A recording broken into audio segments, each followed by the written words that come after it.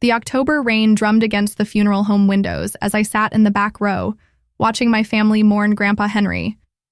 At 28, I thought I knew everything about grief, but nothing prepared me for the hollow ache in my chest. My grandfather had been more than family. He was my mentor, my compass, the only person who truly understood my dreams of opening an art gallery. The scent of lilies mixed with old wood polish filled the air, reminding me of his workshop where he'd taught me to appreciate beauty in broken things. Everyone kept whispering about how peaceful he looked, but all I could see was the absence of his knowing smile. My brother Marcus stood at the front, accepting condolences with the practiced grace of someone born to inherit. At 32, he embodied everything our family valued. Harvard MBA, corner office at Dad's law firm, a house in the right neighborhood. His wife Jennifer clutched his arm, her designer black dress perfectly pressed, her grief as polished as her manicured nails. They looked like they belonged in a magazine spread about proper mourning, while I felt awkward in my thrift store dress. The divide between us had never felt wider, especially knowing that tomorrow would bring the reading of Grandpa's will. Everyone assumed Marcus would inherit the family estate, the house that had been in our family for 3 generations. Mom dabbed her eyes with a monogrammed handkerchief, her silver hair perfectly styled despite her tears. She'd always been Grandpa's favorite daughter-in-law, the one who remembered his birthday and brought him soup when he was sick. Dad stood beside her, his lawyer's composure intact even now, occasionally checking his phone as if death followed. Business hours. They'd built their lives around the assumption that Marcus would carry on the family legacy, that the money would flow where it always had. I'd never begrudged them that assumption, until today, when Grandpa's absence made me realize how alone I'd always been in this family. The weight of being the artistic dreamer in a family of pragmatists had never felt heavier. "Sarah, honey, you should sit with us," Mom whispered, gesturing toward the front row. But I shook my head, preferring the safety of distance, the ability to observe without being observed. From here, I could see how everyone interacted, how the family dynamics played out even in grief. Uncle Robert and Aunt Patricia whispered about estate taxes, while my cousins calculated their potential inheritance shares. It struck me how death had a way of revealing people's true priorities, how quickly love could be measured in dollar signs. Even the pastor seemed to hurry through his eulogy, as if Grandpa's life was just another appointment in his busy schedule. The service dragged on with generic platitudes about a man who deserved so much more. Grandpa Henry had been a storyteller, a craftsman, a man who could make you believe in magic without ever leaving reality. He'd built furniture that lasted generations, told stories that shaped my childhood, and somehow found time to encourage every dream I'd ever shared with him. But here, surrounded by flowers and formal speeches, none of that seemed to matter. All anyone cared about was what he'd left behind, not who he'd been or how he'd touched our lives. I closed my eyes and tried to remember his laugh, the way he'd wink when he told me to follow my heart even when it leads somewhere unexpected. The crowd began to thin as people filed past the casket for final goodbyes. I watched strangers offer hollow condolences to my parents, business associates who'd barely known Grandpa beyond his reputation as a successful investor. Marcus accepted each handshake with appropriate solemnity, playing the role of grieving grandson and responsible heir.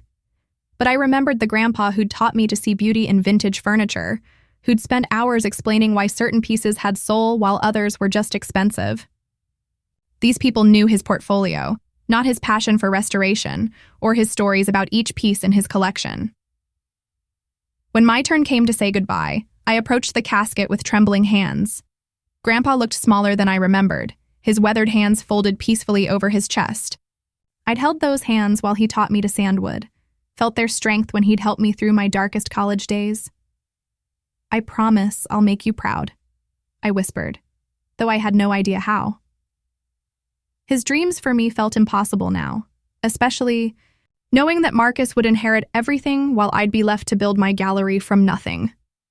The unfairness of it all threatened to overwhelm me, but Grandpa had always taught me that life wasn't fair. It was what you made of the unfairness that mattered. As the funeral home began to empty, I overheard fragments of conversation about tomorrow's will reading. Everyone seemed to know the outcome already, as if Grandpa's final wishes were as predictable as his morning coffee routine. Marcus would get the house, the investments, the family business, everything that mattered in their world. I'd probably receive some token gesture, maybe a piece of furniture or a small cash gift, something to acknowledge my existence without disrupting the natural order. The thought made my stomach churn, not because I was greedy, but because it felt like another confirmation that I didn't belong in this family. Grandpa had been the only one who'd ever made me feel valued for who I was, not who they wanted me to be. The rain had stopped by the time we reached the parking lot, leaving the October air crisp and clean. I lingered by my car, a 10-year-old Honda that looked shabby next to Marcus's BMW and my parents' Mercedes. Tomorrow would change everything, would officially establish the hierarchy that had always existed in our family. Marcus would become the family patriarch, wealthy and powerful, while I'd remain the artistic daughter who'd never quite lived up to expectations. As I drove away from the funeral home, I couldn't shake the feeling that I was saying goodbye to more than just Grandpa. I was saying goodbye to any hope of ever truly belonging.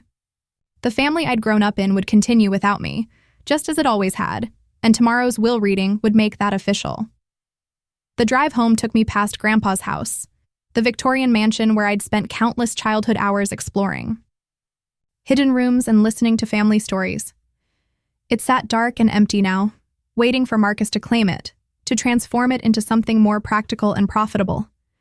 I pulled over and sat in my car, staring at the wraparound porch where Grandpa and I had shared so many conversations about art, life, and dreams. The house held more memories than any inheritance could represent, but memories wouldn't pay rent or fund a gallery. Tomorrow would strip away the last connection I had to the man who'd believed in me when no one else did, and I wasn't sure how I'd survive that loss.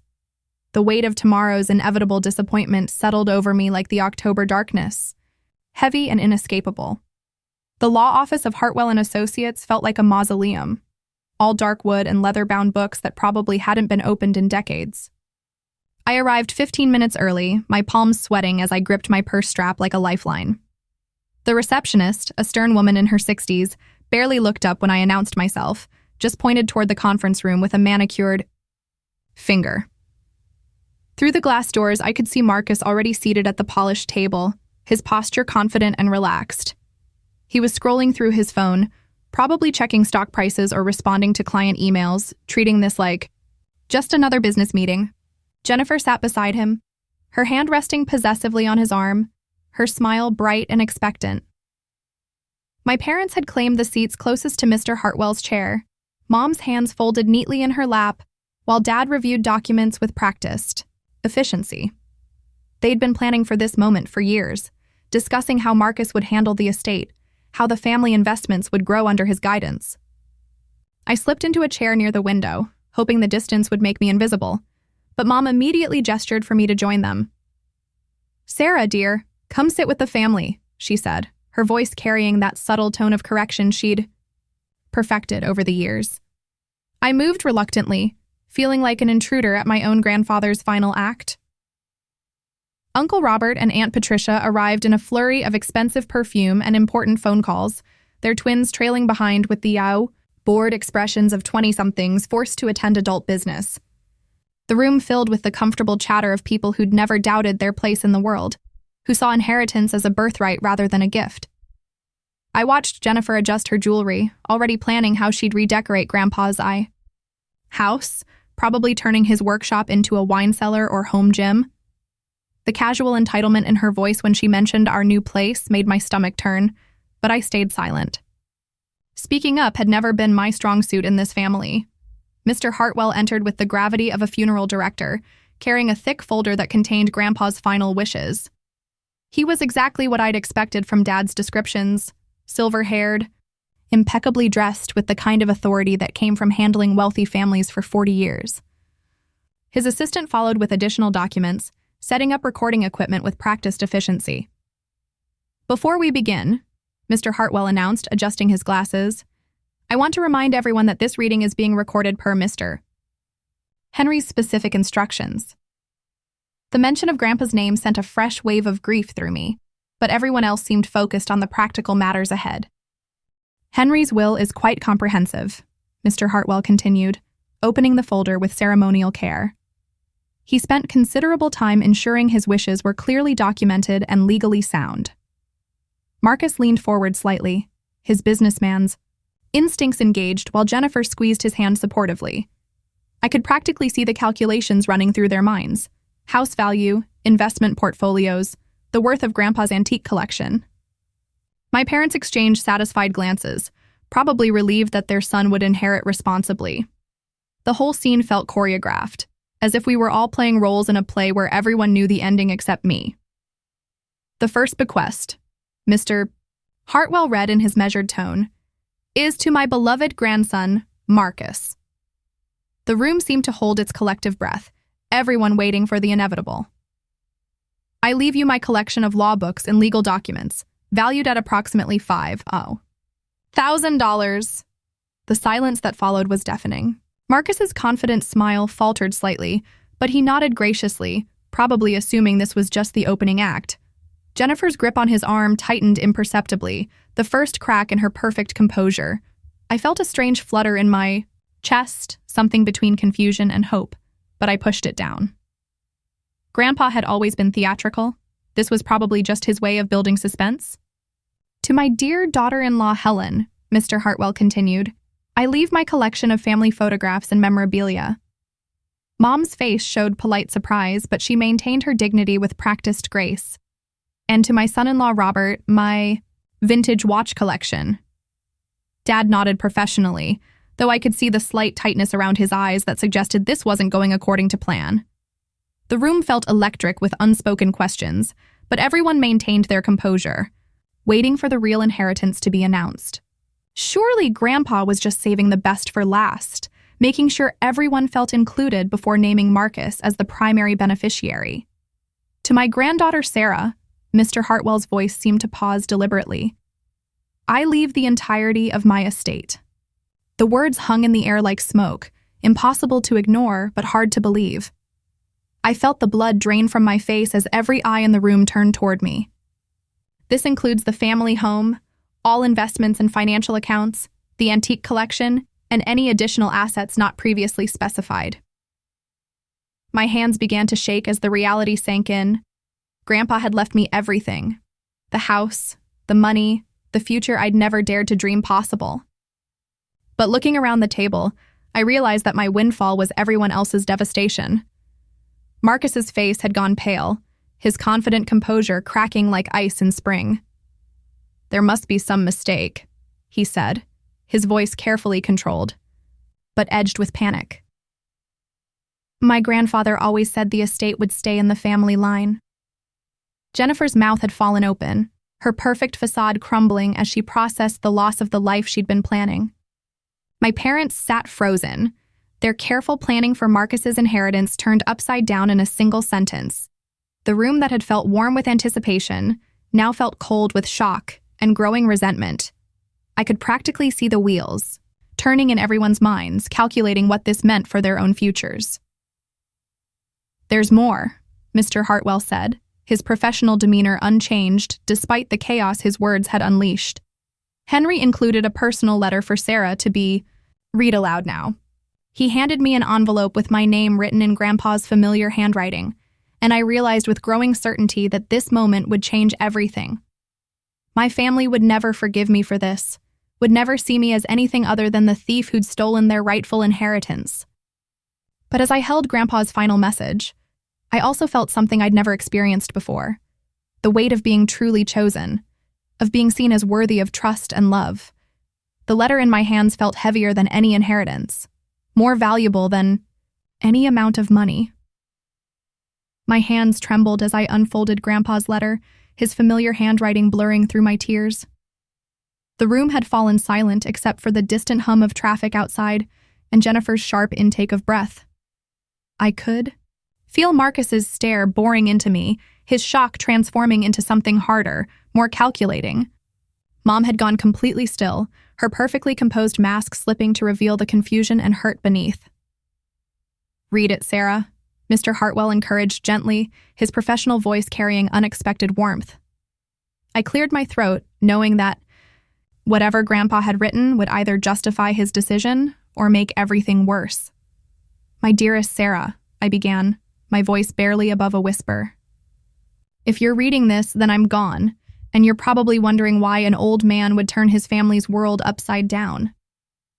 I could hear Dad's sharp exhale, Mom's quiet sob, and Jennifer's muttered, "This is insane," under her breath. But I kept reading, feeling Grandpa's presence in every word. "I've watched you for 28 years, sweetheart, and I've seen something in you that no one else seems to recognize. You have the courage to build something beautiful from nothing." Marcus shifted in his chair, his discomfort growing with each word that validated Grandpa's choice. Marcus is a good man, but he's never needed to fight for anything. Everything has been handed to him: education, job, expectations of success.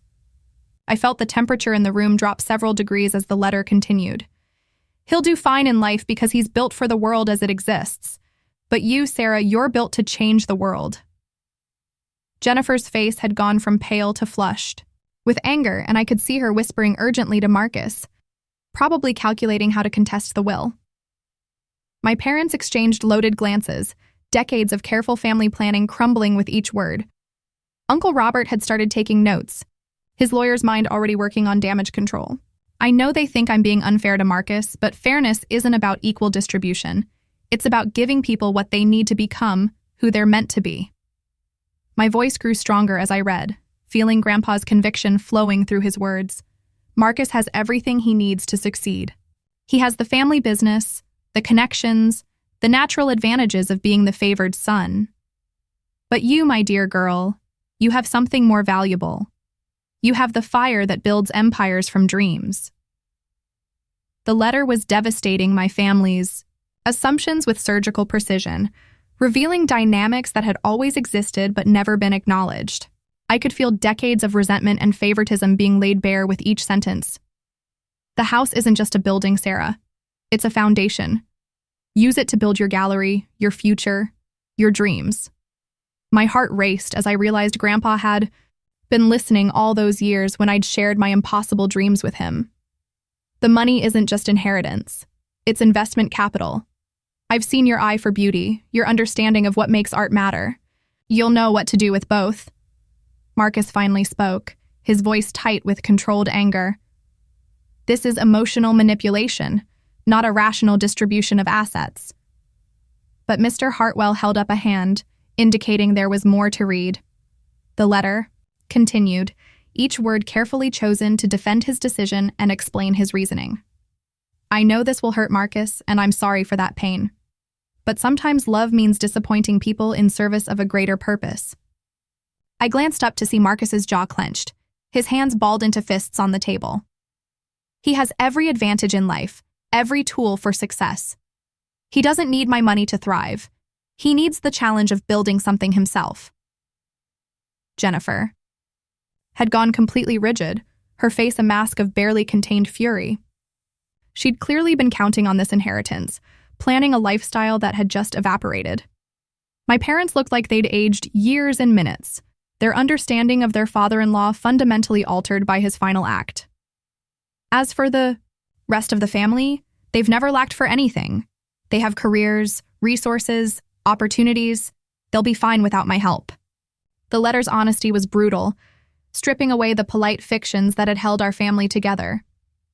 But you, Sarah, you've been overlooked, underestimated, dismissed as the dreamy artist who'd never amount to anything practical.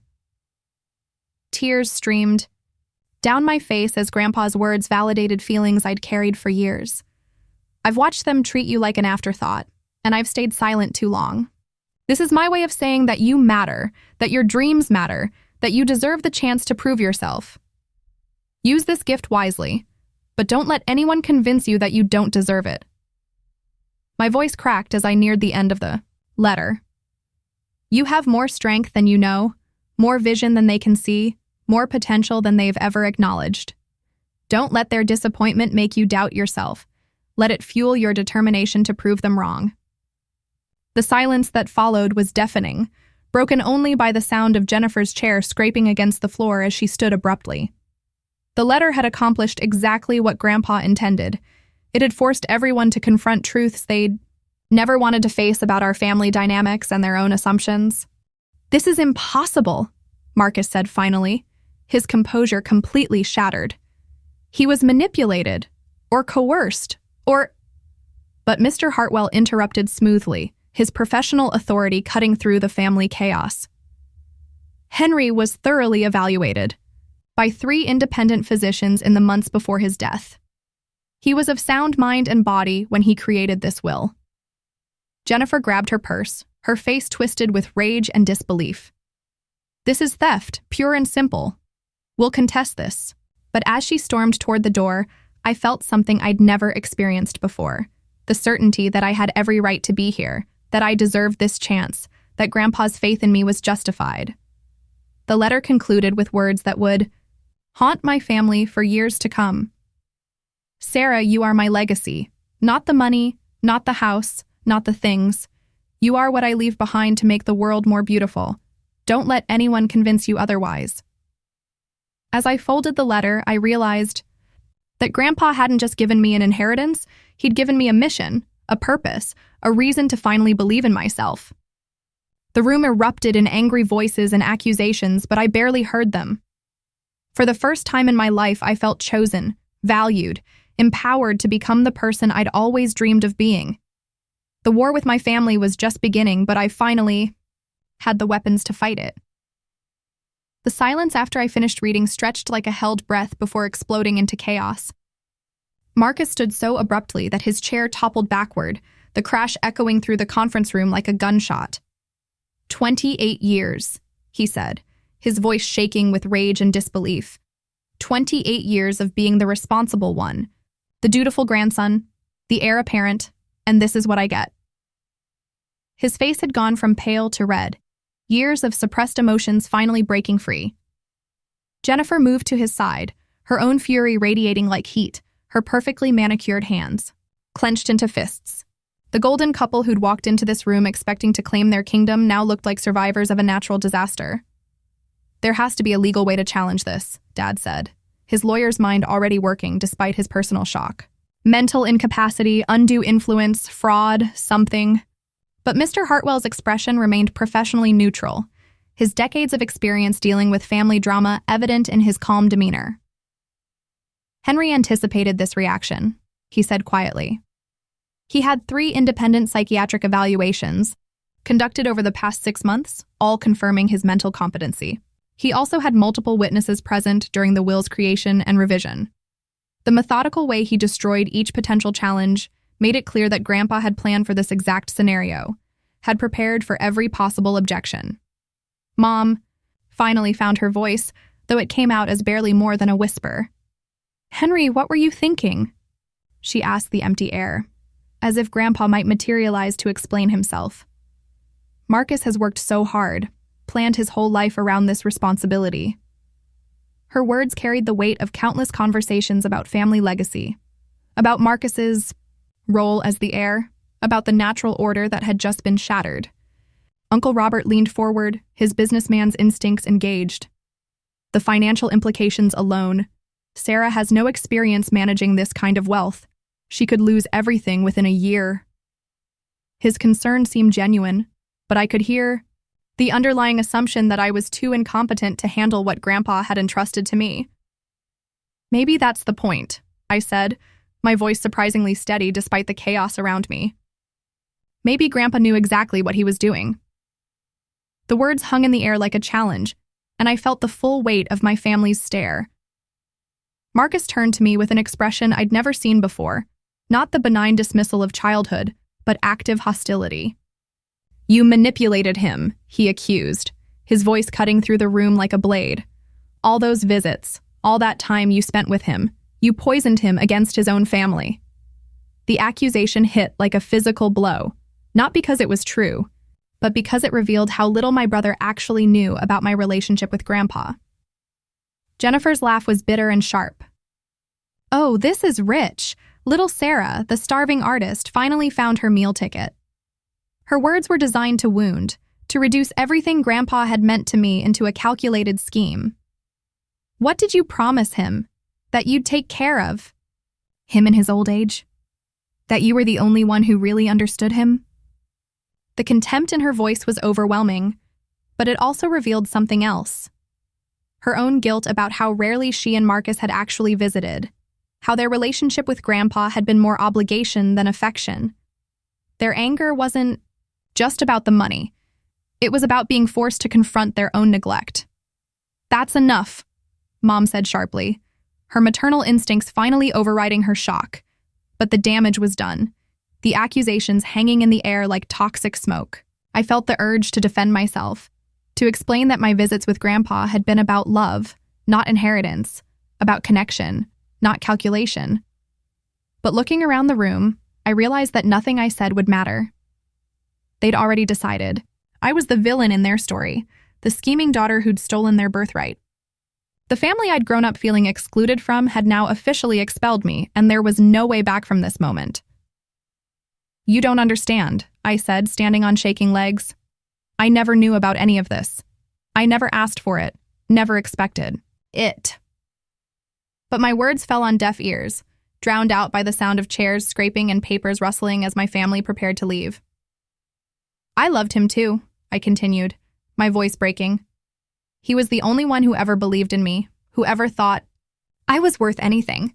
Marcus's expression softened slightly, but Jennifer grabbed his arm, pulling him toward the door.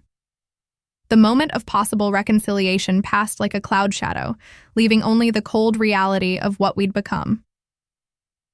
"This isn't over," Dad said, as he gathered his papers, his lawyer's voice replacing any trace of paternal warmth. "We'll explore every legal option available to us."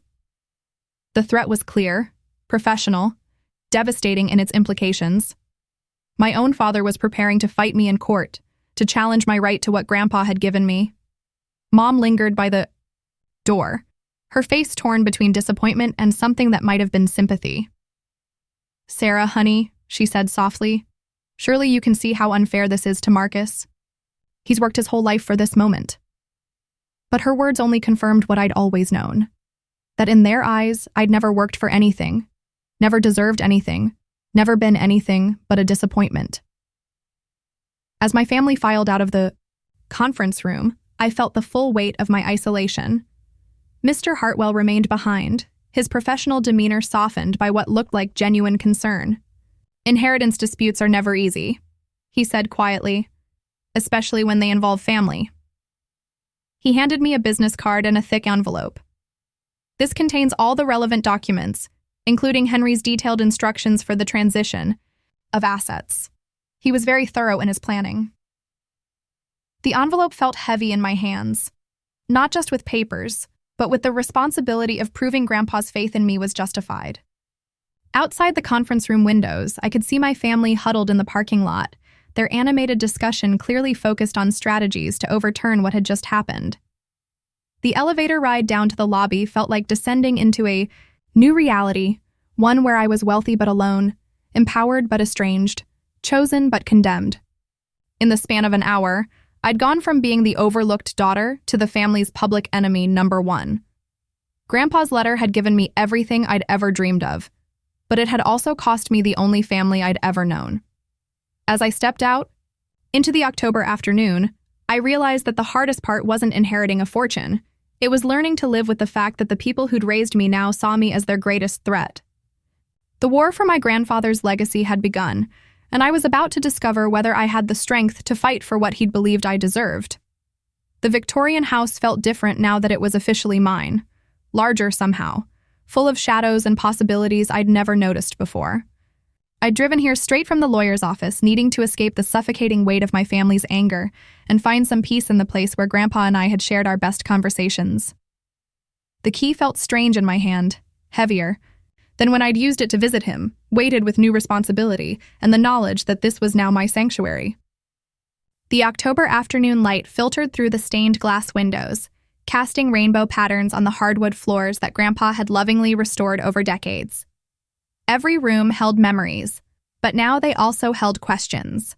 Why me? Why now? Why this elaborate plan that had torn our family apart?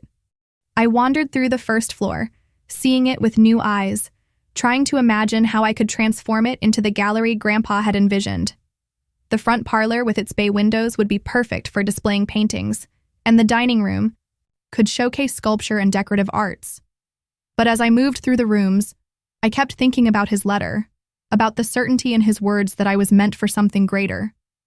He'd known this would devastate Marcus, would fracture our family, yet he'd done it anyway. There had to be more to his decision than what he'd revealed in that final message. Grandpa was methodical, deliberate. He wouldn't have made such a drastic choice without deeper reasons that he hadn't shared with anyone. The afternoon was fading when I finally climbed the stairs to the second floor, drawn by a compulsion I couldn't name. Grandpa's bedroom remained exactly as he'd left it, the quilted bedspread still indented where he'd sat to put on his shoes each morning. His closet still smelled of cedar and Old Spice, his books still marked with scraps of paper, noting passages that had moved him. But it was the narrow door at the end of the hallway that called to me, the entrance to the attic that Grandpa had always kept locked. As a child, I'd begged him to show me what was up there, but he'd always smiled and said, "Someday, when you're ready." Today, with the house officially mine, I realized that someday had finally arrived. The attic key was exactly where I'd expected it to be, taped to the bottom of his jewelry box, along with a small note in his handwriting. For Sarah, when the time comes. My heart raced as I climbed the narrow stairs, the old wood creaking under my feet with familiar complaints. The attic was larger than I'd imagined, spanning the entire length of the house, with dormer windows that let in the golden light of late afternoon. But what took my breath away wasn't the space, it was what filled it. Dozens of paintings lined the walls, covered in white sheets like ghosts waiting to be revealed. File cabinets stood in neat rows, and a massive desk dominated the center of the room, covered with documents and photographs that looked decades old. I pulled the sheet off the nearest painting and gasped. It was a portrait of a young woman with my exact features, but dressed in 1940s clothing, standing in front of a small art gallery. The nameplate read, Eleanor Hartwell, 1943. My hands shook as I uncovered painting after painting, each one depicting women who looked remarkably like me, each one dated decades apart, each one showing a woman involved in the arts. Painting, sculpting, gallery ownership, arts patronage. The resemblance was uncanny, impossible to ignore, and suddenly I understood why Grandpa had always looked at me with such knowing eyes. I wasn't the first artistic dreamer in the family. I was the latest in a long line of women who'd been forgotten, dismissed, or overlooked by the practical men who'd controlled the family narrative. The desk drawers revealed carefully organized files, each one documenting the lives of these women, my ancestors whose stories had been erased from family history. Eleanor Hartwell had owned a successful gallery in the 1940s before being forced to sell it when she married. Margaret Whitmore had been a renowned sculptor in the 1920s whose work was credited to her husband after her death.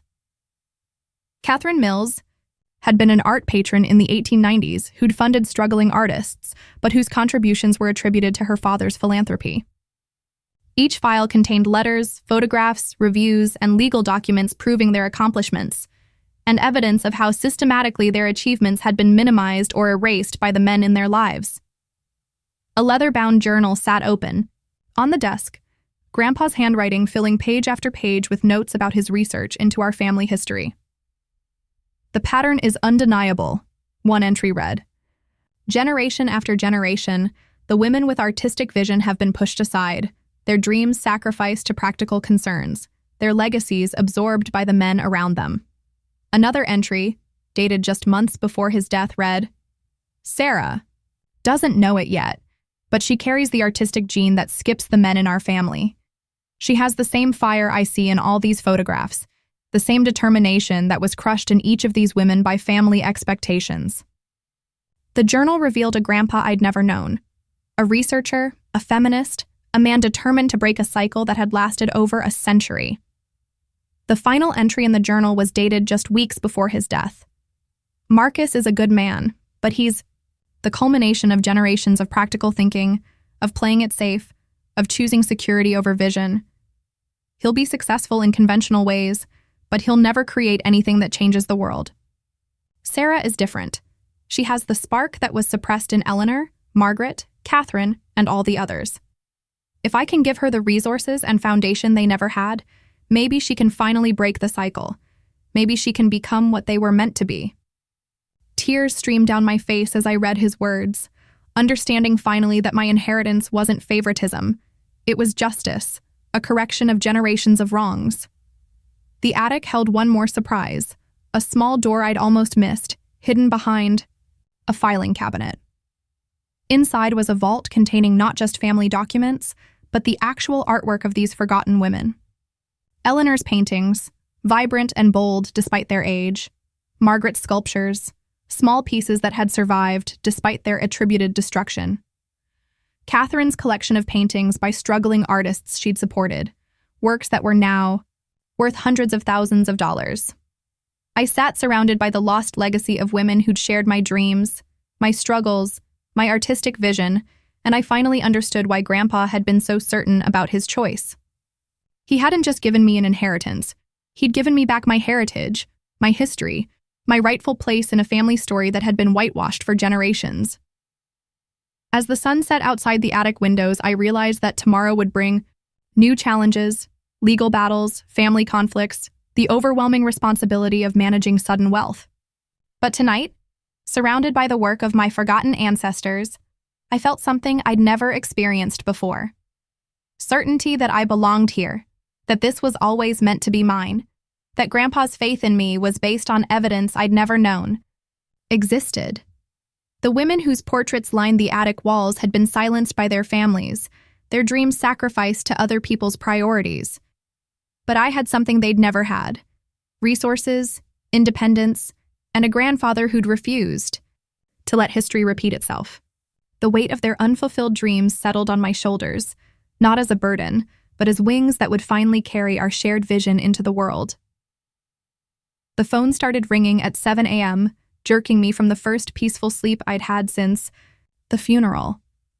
I'd spent the night at Grandpa's house, my house now, surrounded by the portraits of forgotten women who'd shared my dreams. The caller ID showed Marcus's name, and I hesitated before answering, knowing this wouldn't be a conciliatory call. "Sarah, we need to talk." His voice was tight with controlled anger. "Meet me for coffee at Rosie's Diner in an hour. This family mess needs to be sorted out before it gets worse."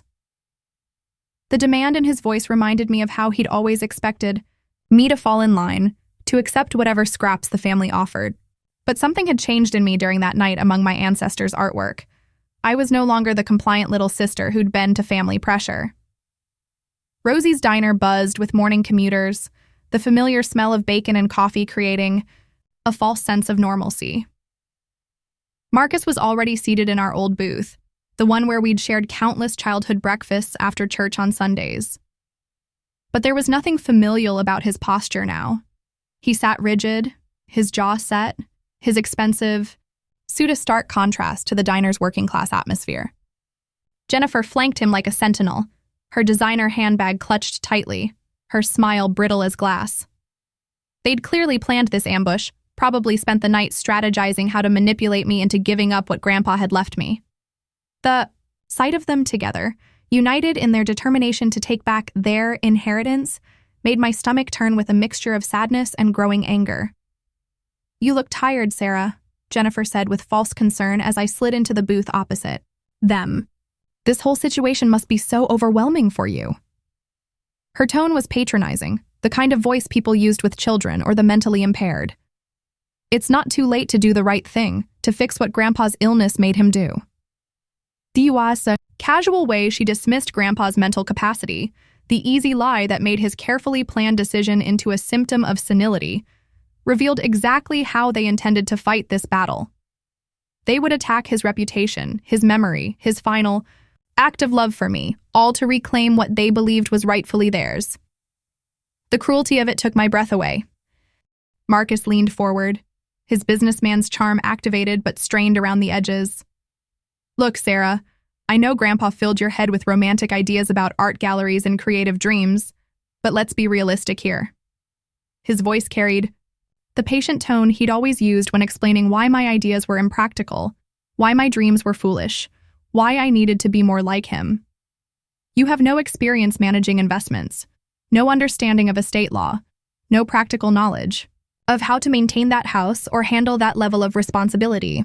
Each word was carefully chosen to undermine my confidence, to make me doubt Grandpa's judgment in choosing me.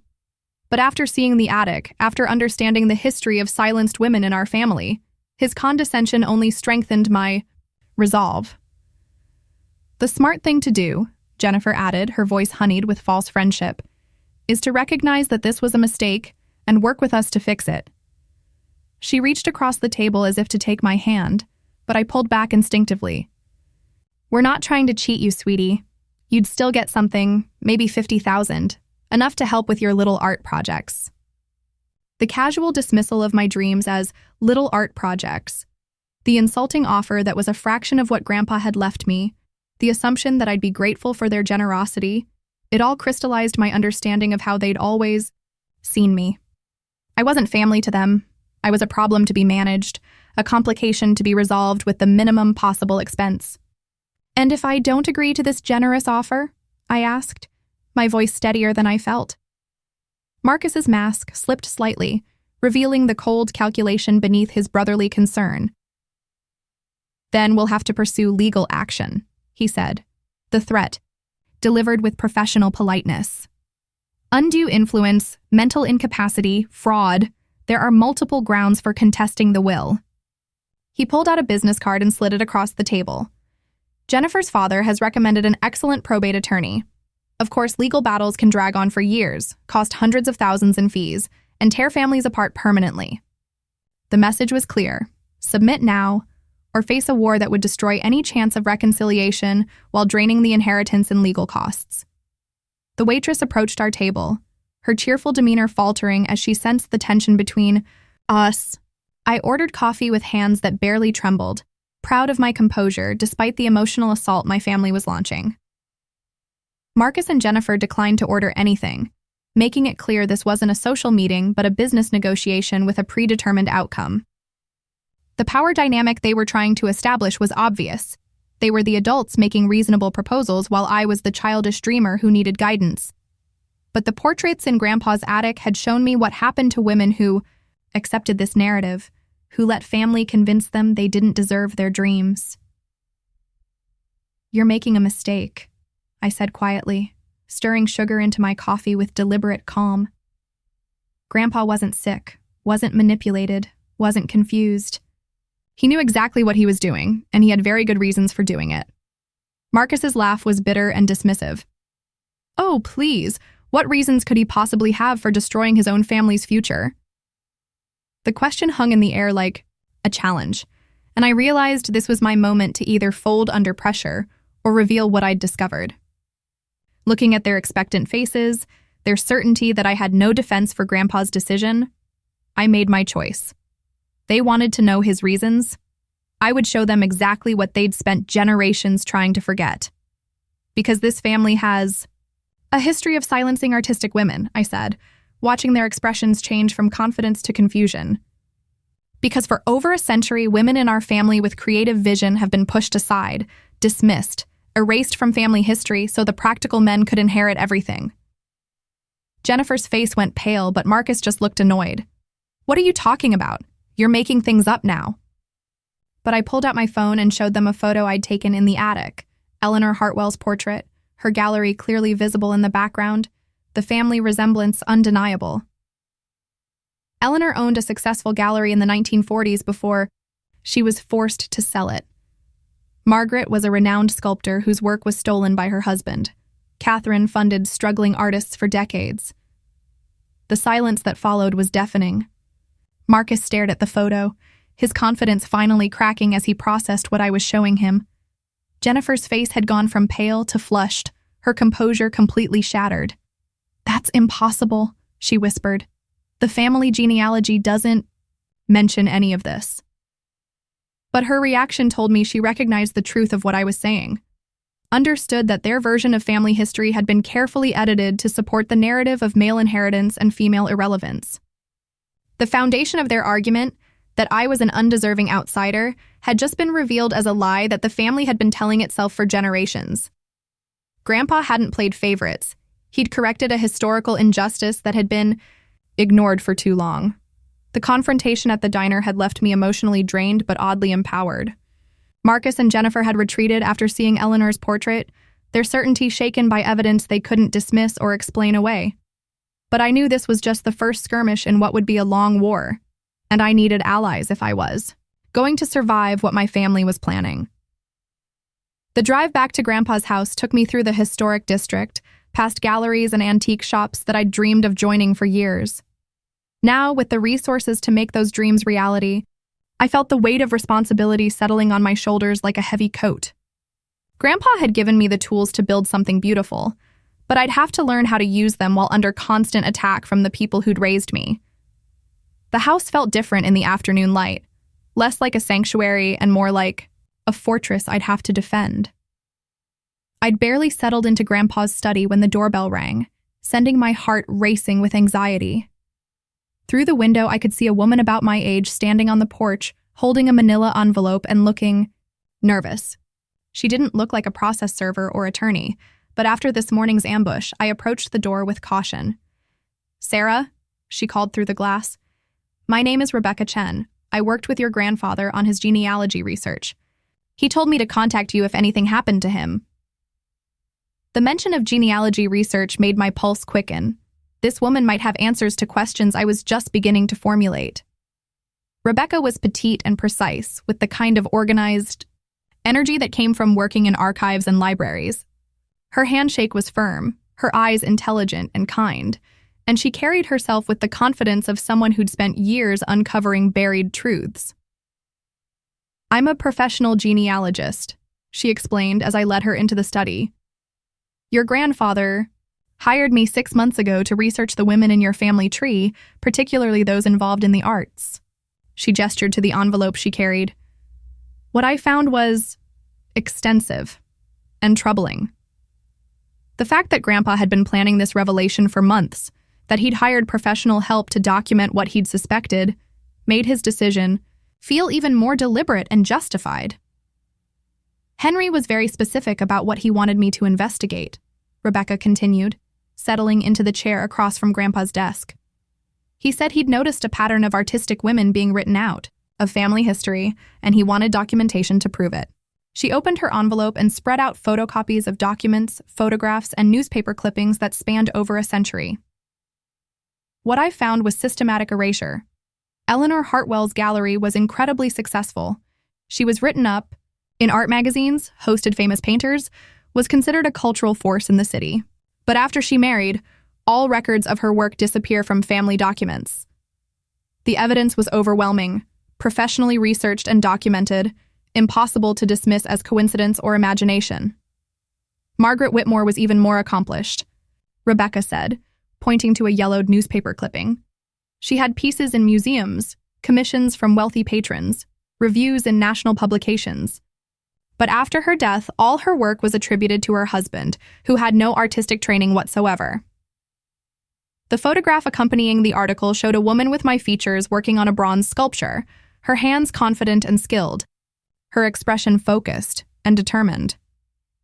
The family narrative claims she was just a hobbyist who helped her husband with his real work, but the evidence shows she was the talented one while he was just a businessman who took credit for her achievements. The pattern was becoming clear, and it was more systematic than I'd imagined. As Rebecca continued laying out evidence, I felt a growing sense of connection to these forgotten women. Catherine Mills had funded dozens of struggling artists, but her contributions were always attributed to her father's business interests. Dorothy Sinclair had been a successful art dealer who discovered several now famous painters, but family records claimed she was just a socialite who played at business. Emma Richardson had been a respected art critic whose reviews could make or break careers, but after her marriage, her writing was published under her husband's name.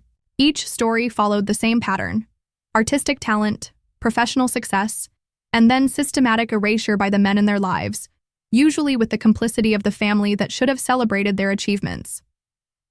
"Your grandfather was fascinated by this pattern," Rebecca said, her voice carrying admiration for Grandpa's determination to uncover the truth. "He spent hours going through old documents, tracking down evidence, piecing together the real story of your family's artistic legacy."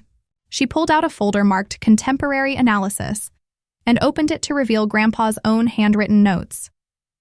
He was convinced that the artistic gene had been suppressed, but not eliminated, that it was still present in the family line. When he watched you struggle to be taken seriously as an artist, he saw history repeating itself and decided to break the cycle. The realization that Grandpa had been conducting this research while watching me face the same dismissal and condescension that had silenced my ancestors made his final act feel like both gift and apology. "There's more," Rebecca said, her voice dropping to nearly a whisper. "I found evidence that some of these women tried to fight back, to claim credit for their work or maintain their independence. But in every case, they were undermined by their own families, convinced that their dreams were selfish, that their duty was to support the men around them rather than pursue their own goals." She showed me a heartbreaking letter from Eleanor to her sister, written after she'd been forced to sell her gallery. "They tell me I should be grateful for Thomas's protection, that a woman has no business running a gallery alone. But I had built something beautiful, something that mattered, and they made me give it up for respectability." The parallels to my own experience were impossible to ignore. As the afternoon wore on, Rebecca helped me understand that Grandpa's decision wasn't just about fairness. It was about justice for generations of silenced women. "He wanted you to have what they never did," she explained. "Financial independence, family support, the resources to build something lasting." She packed up her documents carefully, but left copies for me to study. "He also wanted you to know their stories, to understand that you're not the first artistic dreamer in your family. You're just the first one who's been given the chance to succeed on your own terms." Before leaving, she handed me her business card and smiled.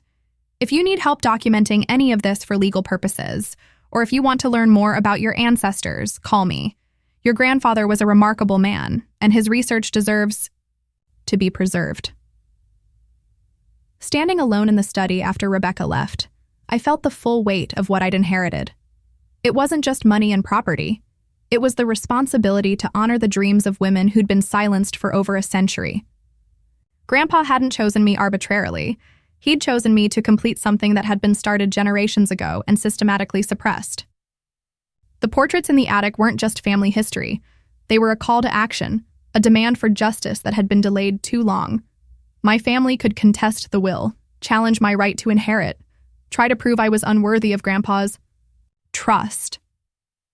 But they couldn't argue with a century of evidence that showed exactly why this inheritance was not just deserved, but necessary.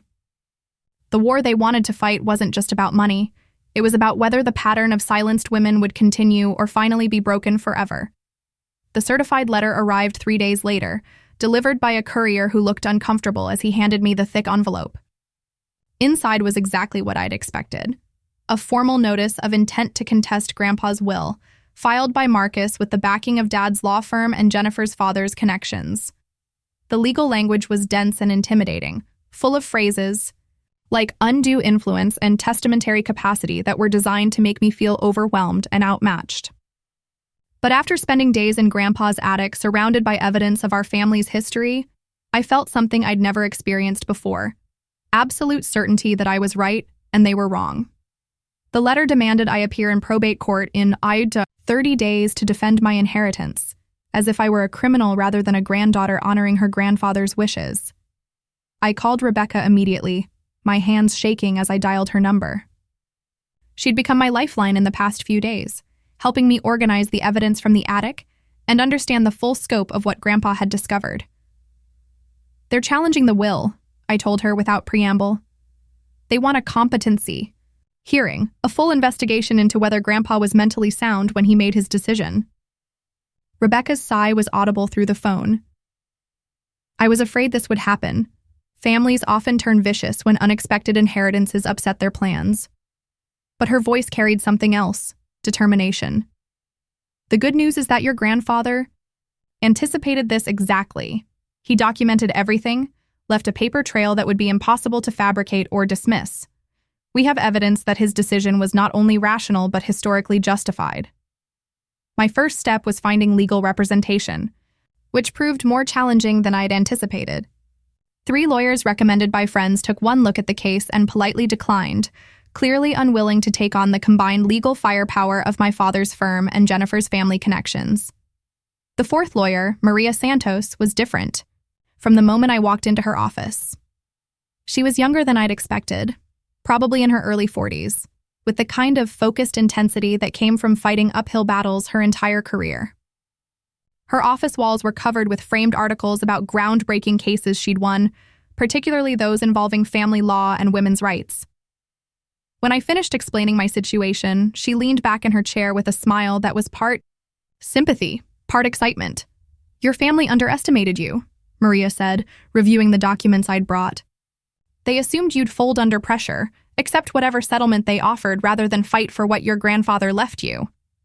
She examined Rebecca's genealogy research with particular interest, asking detailed questions about sources and documentation methods. This historical evidence is fascinating, but more importantly, it establishes pattern and motive. It shows that your grandfather's decision wasn't arbitrary favoritism, but a deliberate attempt to correct a historical injustice. Her enthusiasm was infectious, and for the first time since the will reading, I felt like someone truly understood what this inheritance represented beyond its monetary value. Maria's strategy was aggressive and comprehensive. "We're not just going to defend your grandfather's mental capacity," she explained, spreading legal documents across her conference table. "We're going to put your family's entire narrative on trial. If they want to claim you're undeserving, we'll show the court exactly why this inheritance was overdue by about a century." She'd already begun subpoenaing family financial records, looking for evidence of how previous generations had handled artistic women's contributions.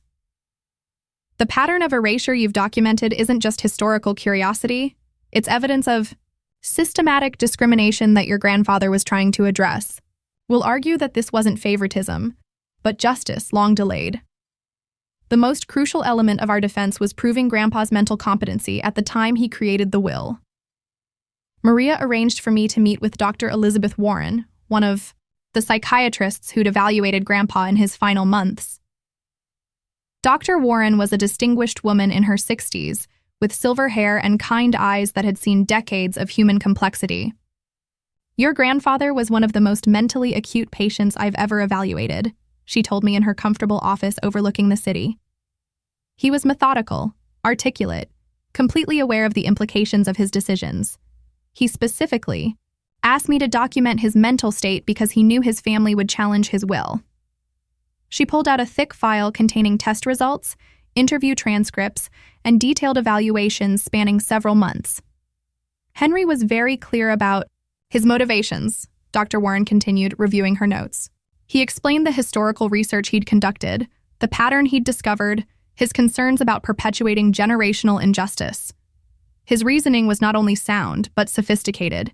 He understood the complex family dynamics involved and chose to prioritize correcting historical wrongs over maintaining traditional inheritance patterns." She looked at me directly, her expression serious. "He was particularly articulate about why he believed you were the right person to carry forward the artistic legacy that had been suppressed in your family.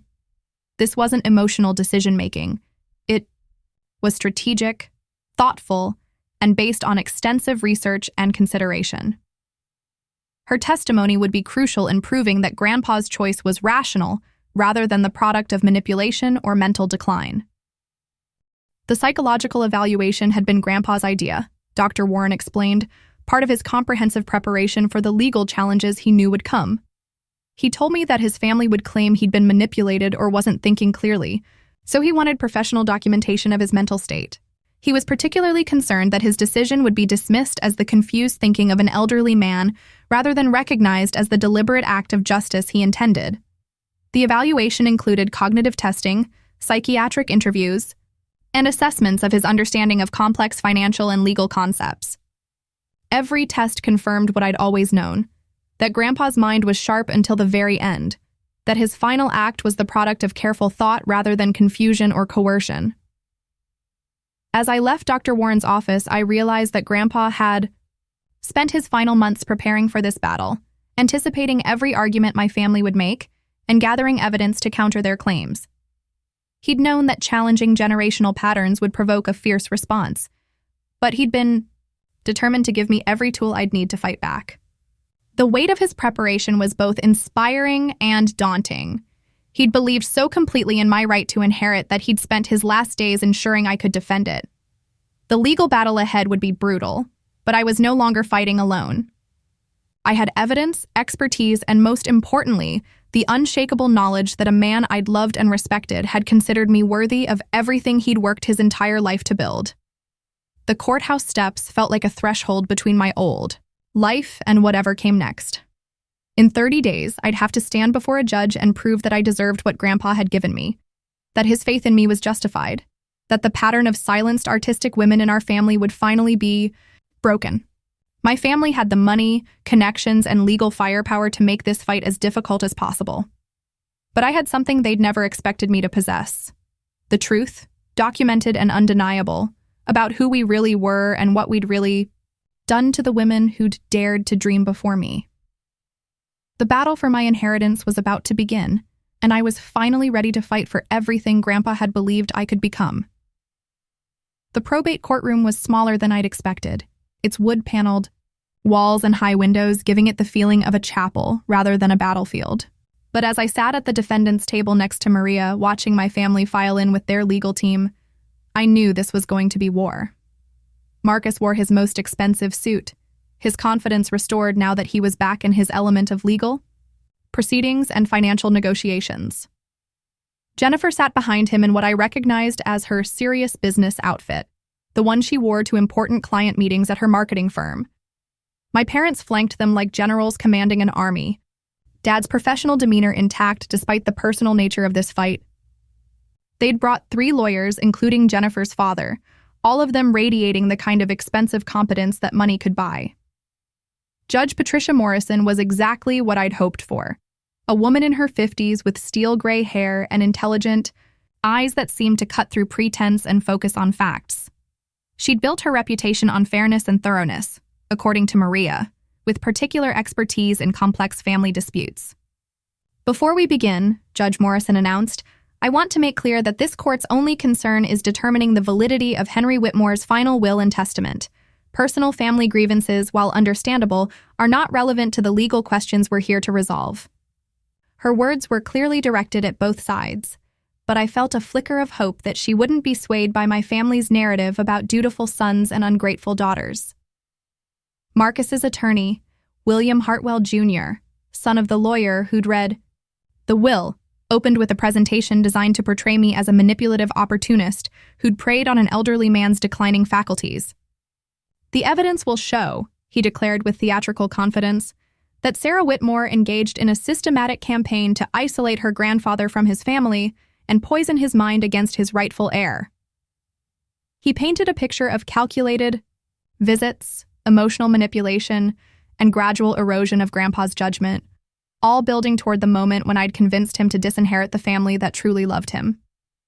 It was a masterful performance, full of implications and suggestions that made my relationship with Grandpa sound sinister rather than loving.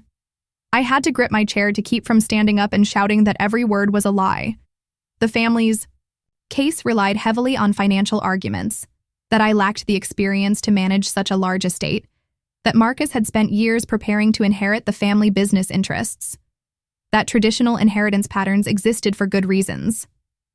They brought in witnesses who testified about Marcus's business acumen, his responsible nature, his natural leadership qualities that made him the obvious choice to carry on Grandpa's legacy. Jennifer's testimony was particularly painful, describing me as troubled and unstable, someone who'd always been jealous of Marcus's success and had finally found a way to steal what he'd earned. Her words were designed to wound, and they succeeded, each accusation landing like a physical blow despite Maria's warnings about emotional manipulation. When Dad took the stand, I felt something break inside me. His testimony was professional, measured, devastating in its casual dismissal of my character and capabilities. "Sarah has always been a dreamer," he said, his lawyer's voice betraying no emotion despite the fact that he was destroying his own daughter in open court. "She's never held steady employment, never shown any aptitude for financial responsibility, never demonstrated the maturity necessary to handle significant assets." He painted me as a perpetual child, someone who drifted through life without purpose or direction, who'd suddenly been handed resources I couldn't possibly manage responsibly. The man who'd raised me was methodically explaining to a judge why I deserved nothing, why Grandpa's faith in me had been misplaced, why I was fundamentally unworthy of love or trust. But Maria had prepared me for this emotional assault, and when our turn came, we were ready. Rebecca took the stand first, her professional credentials impeccable, her research methodology unassailable. she walked the court through generations of family history, documenting the systematic erasure of artistic women and the pattern of male inheritance that had been maintained through deliberate suppression of female achievement. "This isn't about favoritism," she testified clearly. "This is about correcting a historical injustice that has repeated itself for over a century." Her evidence was overwhelming. Photographs, documents, newspaper articles, financial records that proved conclusively that artistic women in our family had been consistently marginalized and forgotten. Dr. Warren's testimony was the cornerstone of our defense. She presented her evaluation results with clinical precision, demonstrating that Grandpa had been not only mentally competent, but exceptionally thoughtful in his final months. "Henry Whitmore displayed superior cognitive function for someone his age," she testified. "His reasoning was complex, his understanding of family dynamics sophisticated, his awareness of the legal and financial implications of his decisions complete." She read excerpts from her interviews with him, his voice coming through clearly even in transcript form. "I've watched this family dismiss Sarah's talents for decades. She has the same artistic vision that we've suppressed in women for generations. If I don't give her the resources to succeed, the pattern will continue forever." The moment that changed everything came when Maria introduced the contents of Grandpa's attic into evidence. One by one, she displayed the portraits of Eleanor, Margaret, Catherine, and the others, showing the court the faces of women who looked remarkably like me, women whose artistic achievements had been documented and then erased. The physical evidence was undeniable. These women had existed, had accomplished remarkable things, had been systematically written out of family history to support the narrative of male inheritance. "This wasn't favoritism," Maria argued, gesturing to the portraits. "It was recognition of talent that had been suppressed, dreams that had been dismissed, contributions that had been erased. Henry Whitmore didn't play favorites. He corrected a century of injustice." When I finally took the stand to testify on my own behalf, I felt the weight of all those forgotten women supporting me. I spoke about my relationship with Grandpa, about the hours we'd spent discussing art and beauty, and the importance of following your dreams despite family pressure.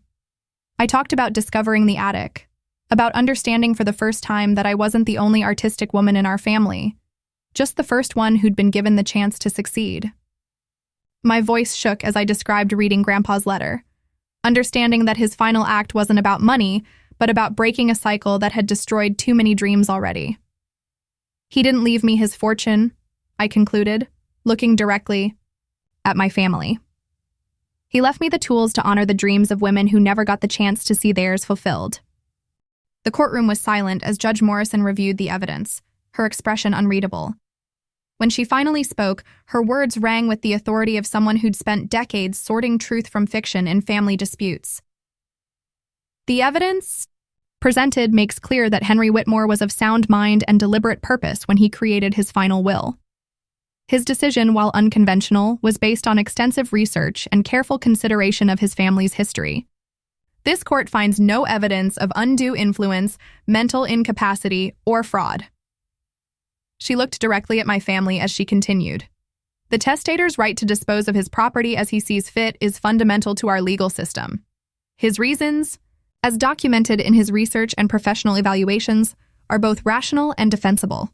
The gavel fell with finality, and I realized that I'd won more than a legal victory. I'd won the right to be who Grandpa had always believed I could become. 6 months after the court victory, I stood in what had once been Grandpa's front parlor, now transformed into the main gallery space of the Eleanor Whitmore Fine Arts Center. The name honored the first of my forgotten ancestors, the woman whose successful 1940s gallery had been erased from family history until Rebecca's research brought her back to light.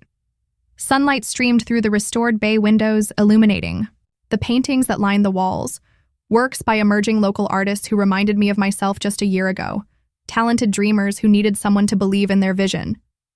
The opening reception was tonight, and nervous excitement buzzed through me like electricity as I made final adjustments to the displays that represented everything Grandpa had believed I could achieve. The transformation of the house had been both practical necessity and emotional healing. The Victorians' grand rooms were perfect for displaying art, their high ceilings and period details creating an elegant backdrop that enhanced rather than competed with the works on display. The dining room showcased sculpture and mixed media pieces, while the upstairs bedrooms had been converted into intimate spaces for smaller works and private viewing. Grandpa's workshop had become my office and restoration space where I could continue his tradition of bringing beauty back to broken things. Every renovation decision was made with respect for the house's history, while adapting it for its new purpose as a living monument to artistic dreams that had almost been forgotten. The legal victory had come at a price that went beyond money. My family hadn't spoken to me since the court ruling, their silence a wall that seemed insurmountable despite my occasional attempts at reconciliation. Marcus had moved to another state, accepting a position with a prestigious firm that offered him the fresh start his bruised ego required. Jennifer had filed for divorce within months of losing the inheritance, their marriage apparently unable to survive the loss of the lifestyle they'd been planning. Mom still lived in the same house, but her Christmas card had been addressed only to current resident, a small cruelty that hurt more than any legal battle. Dad's final words to me had been delivered through his secretary. "You've gotten what you wanted. I hope it was worth destroying your family." Some victories, I'd learned, felt a lot like defeats, but other relationships had flourished in ways I'd never expected. Rebecca had become not just my researcher, but my closest friend, helping me document the stories of all the forgotten women whose portraits now hung in the gallery's memorial room. We'd tracked down descendants of Eleanor's artists, discovered paintings by Margaret that had survived in private collections, even found letters from Catherine that revealed the depth of her commitment to supporting struggling creators. Each discovery felt like resurrection, bringing these women back from the oblivion that had claimed them for decades. Their stories had become the gallery's mission statement, to ensure that artistic vision was never again silenced by family expectations or societal pressures. Maria had helped me establish the gallery as a nonprofit organization. Its mission, extending beyond simple exhibition to active mentorship and support for emerging artists. The Eleanor Whitmore Fine Arts Center offered residencies for artists who needed space and time to develop their work, grants for those who couldn't afford, materials or training, and exhibition opportunities for creators who'd been overlooked by more established institutions. We'd already provided studio space for 12 artists, funded 3 major installations, and sold enough work to ensure the gallery's financial sustainability. Each success felt like a victory, not just for me, but for Eleanor, Margaret, Catherine, and all the others who'd never gotten the chance to see their dreams realized. The opening reception drew a crowd that exceeded my wildest expectations. Art collectors mingled with curious neighbors, established artists chatted with nervous newcomers displaying their first professional work, and critics from regional publications wandered through the rooms with notebooks and cameras. Dr. Warren arrived early, bringing a bottle of champagne and a warm hug. "Your grandfather would be so proud," she said, tears in her eyes as she took in the transformed space. "He knew you had the vision to create something beautiful, but even he might be surprised by how magnificent this turned out to be." Rebecca moved through the crowd like a proud sister, sharing the stories of our forgotten ancestors with anyone who'd listen, ensuring their contributions were finally being recognized and celebrated. The evening's highlight came when Mrs. Patterson, a 90-year-old woman from the neighborhood, approached me with trembling hands and bright eyes. "I knew Eleanor," she said quietly, her voice barely audible above the reception chatter. "I was just a child, but my mother took me to her gallery several times. Eleanor was so kind to me, so encouraging about my own little drawings." She pulled out a small sketch from her purse, faded and yellowed with age. "She signed this for me, told me to never stop creating no matter what anyone said. I've kept it all these years, waiting for the right moment to share her story." The sketch was simple but beautiful, signed "For Little Mary, Who Sees Beauty Everywhere, Eleanor Hartwell, 1944. It was proof that Eleanor's influence had extended beyond her immediate family, that her encouragement had touched lives in ways the family had never known or acknowledged. As the evening wound down and the last guests departed, I found myself alone in the main gallery, surrounded by the fruits of a dream that had seemed impossible just a year ago.